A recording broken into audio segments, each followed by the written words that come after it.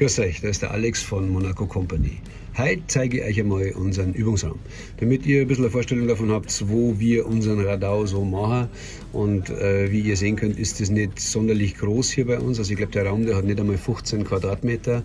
Aber durch das, dass wir ein Trio sind, haben wir natürlich auch nicht ganz so viel Equipment und ganz so viele große Boxen rumstehen, sodass wir uns hier relativ luftig bewegen können. Also für uns drei reicht das allemal. Hier links steht unsere Gesangsanlage, Behringer Mischpult oben, Bell-Endstufe, eingebaut in ein Möbel sowie EQ und ein Kompressor. Dann geht es zu meiner Gitarrenanlage, Marshall J MP1 Vorstufe, Marshall Valve State 42 Watt Endstufe durch eine 412er Marshall-Box und durch eine 412er Engel-Box. Das Ganze eingeschliffen über ein Pedalboard mit Chorus, Flanger, Delay und Reverb sowie Kompressor, Noise Gate, Tuner und der Drop D ist auch noch dabei. Dann haben wir hier unten meine MIDI-Fußleiste zum Umschalten meiner Gitarrenkanäle. Dann gehen wir rüber zum Joe, seinem Schlagzeug.